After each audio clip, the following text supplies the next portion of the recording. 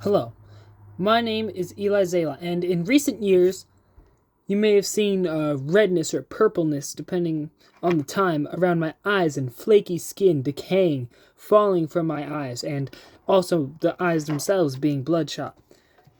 Well, that's a medical problem that has been recently theorized to be an autoimmune problem. I have no immune system, and my eyes become inflamed as well as my arms with the eczema, the oozing pus for a little bit there. That part's resolved, but with this recent news that it may be autoimmune, the theory has come across my desk that dairy is an inflammatory potion of sorts, and so for 8 weeks, I cannot have dairy. That's 8 weeks. And if you know me personally, you know that I am a die-hard dairy fan. I don't play about cheese. I don't play about milk. Really, anything with dairy in it, I'm on it. I love it. I'm also a die-hard fake cheese hater. So you can understand why, for me, this is terrible. I'm a man whose diet consists about 75% of cheese-related foods. So you know this is terrible. And today, I gotta face it. Ladies and gentlemen, I have two fake cheeses here today. I have a fake cheddar cheese. Oh, just like cheddar cheese. I'll be the judge of that today. I have mozzarella style shreds. So it's not mozzarella, it's just shreds that happen to be mozzarella. You know, they kind of went around it here, so I won't give this one as much shit. But this one, we're about to find out. I'm going to start out humble with the mozzarella. Bear with me here. This is the taste test. I'm going to see if I can survive 8 weeks of this shit. And if I can, well then hopefully I can start eating dairy again. Right off the bat, it smells sour, which is kind of a cheese thing sometimes. It's clumps together. I don't know if you guys can see that so good. But these are clumps, not really shreds. And they appear to be slimy. So we're off to a great start here. Of course, I'm being very picky about this. Okay.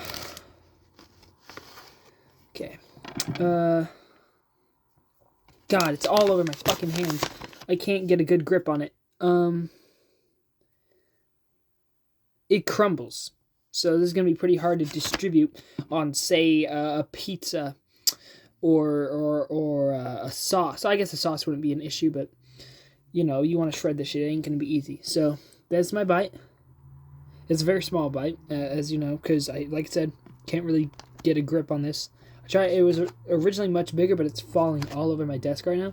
So, mozzarella.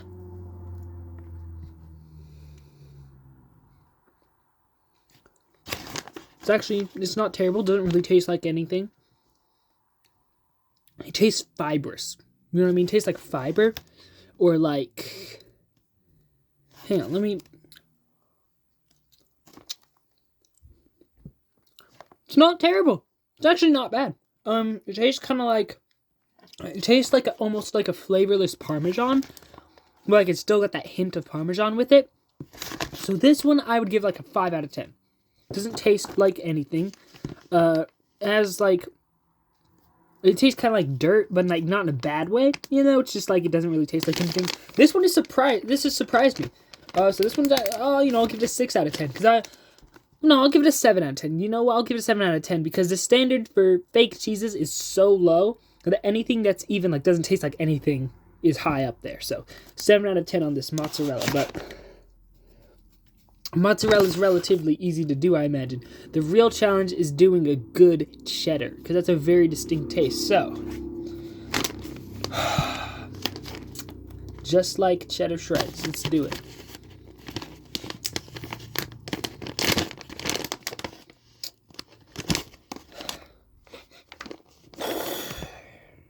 Right off the bat, smell test has failed. This thing, it's like, I mean, cheddar doesn't really smell good as it is, so I'll give them that's just kind of a cheese thing.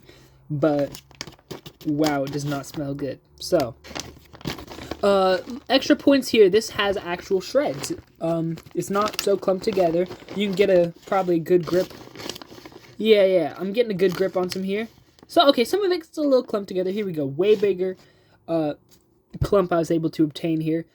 So this one does also crumple quite a bit, but, what can you do? It's made of plant, and it doesn't really have that liquid base that milk provides in normal cheese, so it can't really stay held together too long, so I won't give them too much credit for that, but cheddar, here we go.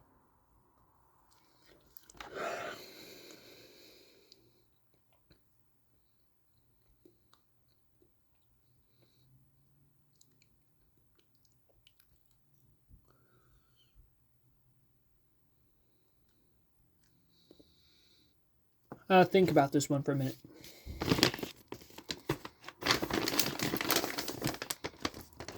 Oh, fuck. So right out the gate, it's significantly worse than the mozzarella. Is it outright terrible? Is it uneatable? Inedible? No. It's not. I can survive off this, so I'll put a disclaimer that I guess fake cheeses are kind of intended to be melted, so this may not be a fair test. So I'll make a second test where I put it on, say, like a pizza, and I'll give you guys a fair assessment. Maybe I'll make a grilled cheese. I'll give you guys a fair assessment, a very fair assessment. This is just the cold test, but I'll give you guys a real, true, actual assessment on this.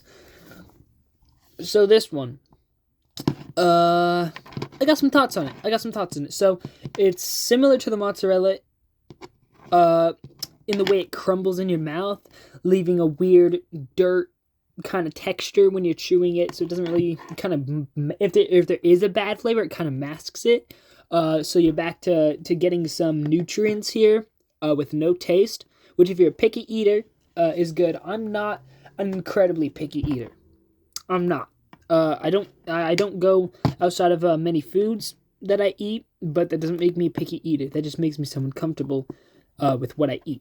That's a story for another day. We're talking about this right now. Excuse me. That is a plus for picky eaters out there having to do the anti-dairy countermeasures like myself. So it does have a cheddar flavor, but it's like it feels chemical. Now reviewing the ingredients here, there appears to be little to no chemicals here, so very good on them. It's all natural, pretty much. You're getting potatoes. Potatoes are pretty healthy for you. You're getting vitamins. So this is a pretty decent pick here, actually. So like I said, getting some nutrients without worst a kind of crappy flavor, but I could survive off this for 8 weeks. It'd be no problem. Now this one has pretty much the same ingredients, except this one actually does have chemicals. The mozzarella, I mean. So, maybe it's a less healthy option. But these are two cheeses. I did not rate this one. This one, if this is a 7 out of 10, this one's a 5 out of 10. I'm not a fan of any fake cheeses, but if I'm going to be as unobjective as I possibly can and as fair as I possibly can, this one's the loser. This one just doesn't, it has a cheddar taste, but it's not like that cheddar taste. It doesn't taste like cheddar. It tastes like I said, it tastes like a lab trying to mimic and manufacture cheddar instead of just getting cheddar from the cow. So, it's what it is. That's what fake cheese is anyways. No less than what I was expecting. So, all in all, I would, on my professional fat-ass opinion, I would say just skip out on cheese or fake cheeses. Skip out on fake cheeses if you have to do this, if you have the chance. But you know, maybe I'm wrong. Maybe there's some good. These are like the shredded cheeses. What I'd like to do next time is I would like to try some manufactured cheese slices and see if I can make a much more fair assessment based off that, which I've heard there's some decent ones. So I'll report back when I get those. But shredded cheeses I would not recommend at this time unless there's they synthesize something in the lab that is edible. With flavor, I mean. These are edible, but I'm saying edible with flavor. So all in all, better than I thought, but also like meh, it's alright. You know, nothing, you can't really top real cheese. It's something about that dairy, something about the additives in them that just cannot be mimicked with potato shreds. But, you know, it's what it is. This is Bean Man signing off. Till next time. I'll be reporting back with a melted test and a slice test. So, thank you very much.